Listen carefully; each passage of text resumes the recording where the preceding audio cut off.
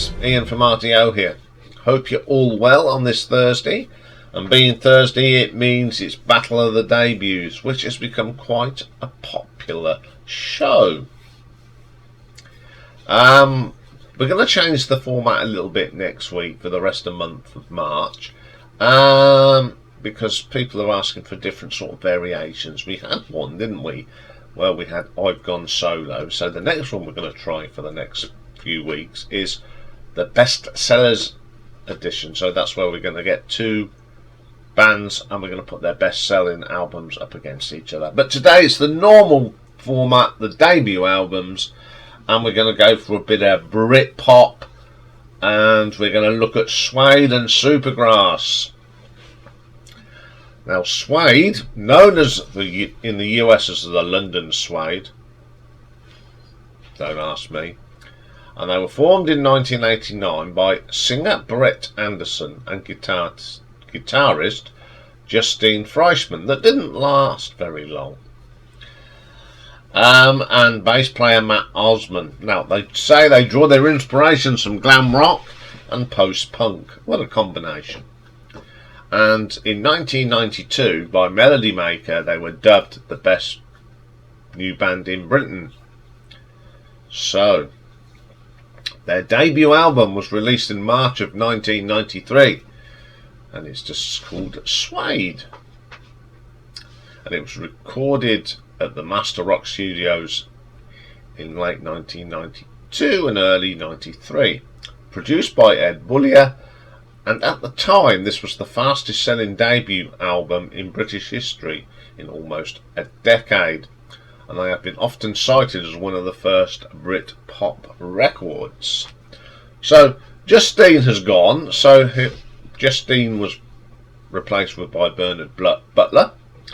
Brett Anderson's on vocals, Matt Osman on the bass, and Simon Gilbert on drums. First track on here is called So Young. The guitar work from Bernard Butler is great, nice delicate touches, but what lets this down is the lightweight vocal from Brett Anderson, which I'm very surprised at because he has got a very strong voice. Second track, Animal Nitrate. See, Brett's vocals on this are strong and really good. We've got some great riffs here from Bernard Butler. It's a really good track. Then we get my favourite track on here. It's called She's Not Dead. Now I love this because it's a bit of a psychedelic track. It's got some nice interesting keyboard. Not quite sure who puts the keyboards on this, but it's really eerie. And the guitar work from Bernard Butler is pretty good. Then we get a track called Moving. I love this track. It's got a very 60s vibe to it. The drumming here from Simon is amazing. A really strong track. Then we have The Drowners. Some great riffs here from Bernard. Terrific track. Sleeping Pills. Yes, just like its title, it's dreary. Yes, it is not. It whines a bit. I'm not very keen on that one. Never have liked that one. Then we get Breakdown. This one isn't too bad. It goes on a little bit too long. It's 6 minutes and 2 seconds. I think this needs to be shortened to about 4 minutes. Then we get a track called Metal Mickey. Now, Metal Mickey was a robot TV series when I was growing up, and he used to go Oogie Boogie. I don't know if this is anything in honour of it, but it's a great track. I love the guitar effects on this. Great vocal from Brett. Animal Lover comes next. Strong riffs. Bit folky, but I'll forgive him because I like that song. It's really nice. Then the last track on this is called The Next Life. A little bit subdued, this. Very mellow. Some nice piano and an excellent vocal from Brett, and it's a nice gentle out song to end the album. This is a very good debut album.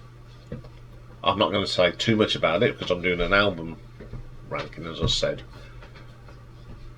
I've said that I'm going to do one soon, so I won't say too much, but all I'll say it's got some great tunes on it. I think this is a very enjoyable album. So what do the critics say? Well, the critics are very positive about this album. Keith Cameron of the NME compared Suede to the Smiths. And he says, Suede faced the same problems as the Smiths did. Similarly fails to deliver a few admittedly trifling levels. However, he concluded, this is a solid quality Ring of Confidence debut dreamed the band would produce. Stuart Marconi of Q drew comparisons to Bowie, Morrissey and Marr. In conclusion, he said, Bowie and the Smiths are obvious points of reference from each. Suede have taken an alien sexual charisma and peculiar claustrophobic Englishness. So there you go. And then the Americans received it, and Robert Christie. Now, you know how I think some of his reviews are a little bit out of thing, but he actually said it was surprisingly well crafted coming out, more pop-wise and almost literally than the Smiths at a comparable stage. That'll upset a lot of people, but both good albums.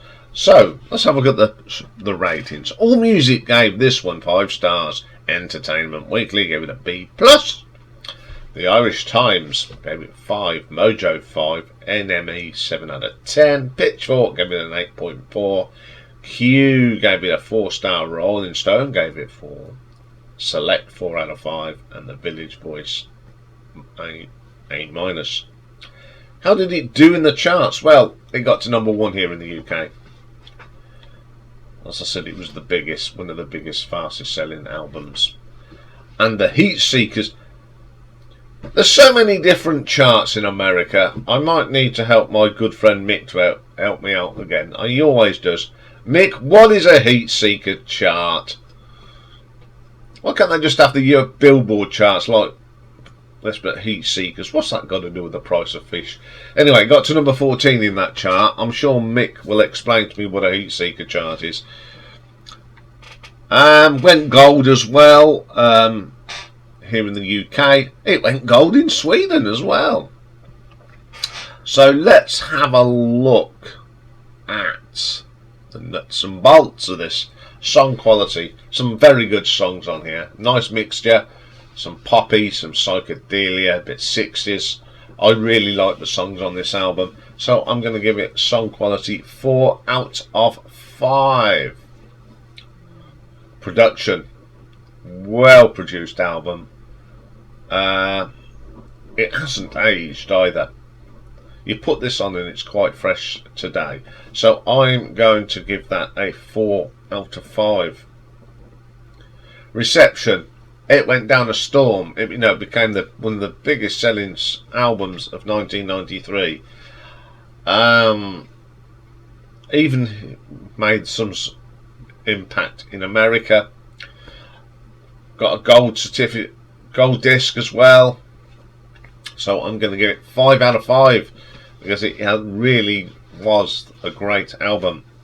Cover design. Now this is where it lets it down again. Nah, I don't like that cover. I mean, okay, it's 2 people kissing. I don't know. You can't tell which gender they are. I just don't want to see that, really. I thought a better cover would be one of the band. It doesn't say Suede, does it? Luckily the album was good, and never judge a book by its cover and all that sort of thing. So I'm going to give this cover design a 3 out of 5. So for Suede by Suede, we have a grand total of 16 out of 20. Good score. So what can our next band do? Well, the band in question are Supergrass. Now these were formed in 1993 in Oxford, and for most of band's tincture. The lineup consisted of brothers Gaz and Rob Coombs. Now Gaz was lead vocals and guitars, Rob Coombs was on keyboards, Mick Quinn played the bass, and Danny Goffrey the drums. They met at school and formed a band, and Nick Goffrey has got a famous dad. He's one of the original presenters of the TV show Top Gear. Okay, their debut album came out in 1995, so 2 years after Suede, and it's called I Should Coco. Now the title of the album is the Cockney rhyming slang for I think. I'll start again. The slang is I should think so. Yes. So we've got Gaz Coombs on vocals, Danny Goffrey on drums, Mick Quinn on the bass, Rob Coombs on the keyboards, and the producer was Sam Williams. First track on this is called I'd Like to Know. Yeah, this track, really quirky. I love the little bit of keyboard in this from Rob Coombs. It's really good. It's got that post-punky sound for 1995. It's got some great riffs in it. It's a terrific track. Caught by the Fuzz. Now, it's double entendres here, isn't it? Proper post-punk song. Absolutely brilliant. Great bass line here from Mick Quinn. Really drives the song. Mansize Rooster. Well, some interesting titles here, isn't there? This has got a remembrance of a Madness song, to be quite honest. It's quirky, it's a lot of fun. I quite like it, it's quite jovial. Then we get a simple track called All Right. Big hit, of course. Good song. One of the better songs from the 90s, I think. Really, really good. Then we get Lose It. Now this is one of my favourite tracks off this album. I love the drums here. Danny Goffrey, or Goffey, I don't pronounce it. Really great, and the bass line is brilliant. Then we get Lenny, my favourite track. The drums again. It's my favourite track by Supergrass, and I love the whole guitar work in this. It's absolutely brilliant, really strong song. Strange Ones, a really good post-punk song.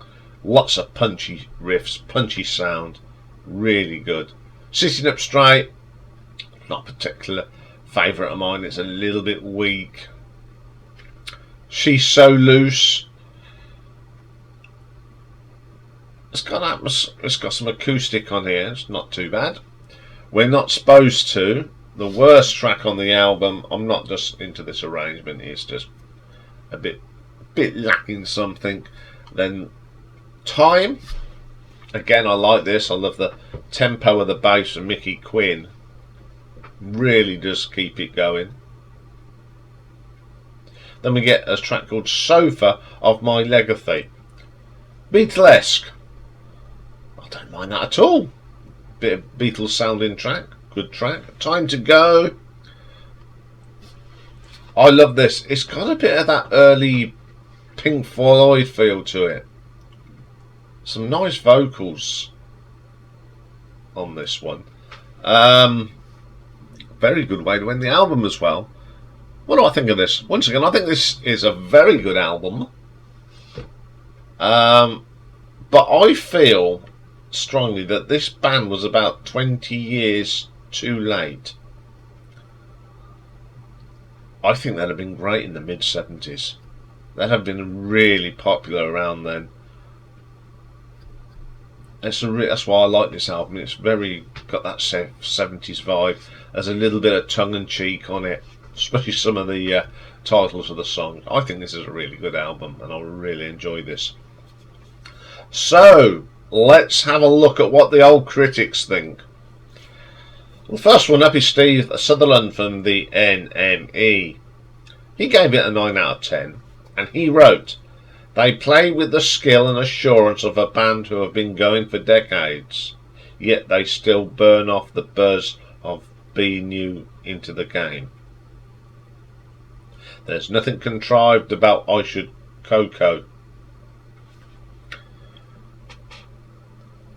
And the other pertinent is culturally, the album's glorification of teenage freedom made a very big impact on overall Britpop music scene. Now, I was in my mid-20s when I come this, but I thought it was a great album. It was a kick up at the establishment at the time. So let's have a look at the ratings. Well, AllMusic gave it a 4-star. Chicago Tribune gave it 3.5. Entertainment Weekly gave it an A. The Guardian gave it a 5-star. Mojo gave it 5. NME, of course, 9 out of 10. Q4 Record Collector 4. Rolling Stone 3 and a bit, and Spin 6 out of 10. Again, got to number 1 in the UK album charts. And it got into the Swedish charts as well at 36. So let's have a look again at the nuts and bolts of this one. Song quality. Really good songs. A lot of double entendre in the titles. Fun time. Proves this is a fun time band. Who seriously as well took music into a different dimension for the time. So I'm going to give that a 4 out of 10. 4 out of 10, 4 out of 5, sorry. Production, great production again. Plug in and go stuff. Really good. Productions gets a 4 out of 5. Once again, reception went down a storm when it came out, especially here in the UK. Number 1 album. So I'm going to give that a 5 out of 5. Cover design. Yes, a bit scary. Put it on the mantelpiece. Keep the kids away from the fire.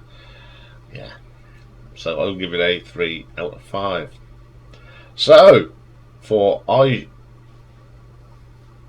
Should Coco by Supergrass gives us a stellar 16. So it's a complete draw. Absolute complete draw. Exact same marks all the way down.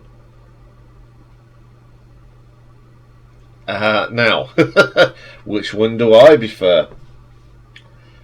2 albums that I really like from the 90s. Because there wasn't much going on in the 90s, so that's the time when I looked at other sort of music.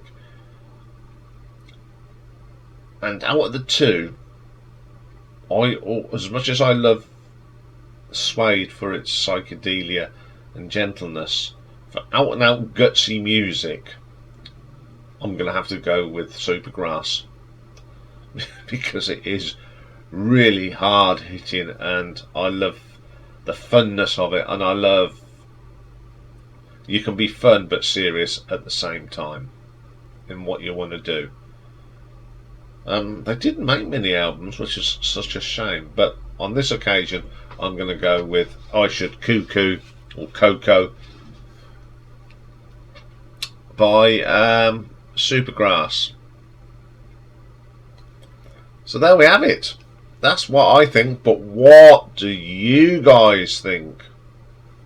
Which of these 2 albums is your favourite? You know what you need to do? You can vote, you can put it in the thing at the bottom, wherever you see it. What I like about this show is that people actually go and listen to the 2 albums and then make their choice, which is brilliant, and I really appreciate that you go to the time to listen to these albums so you can take part in the poll.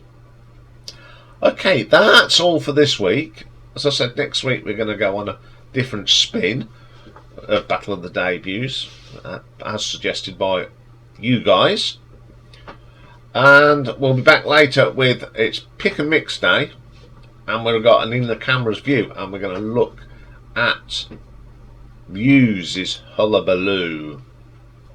So join me for that later. Bye for now.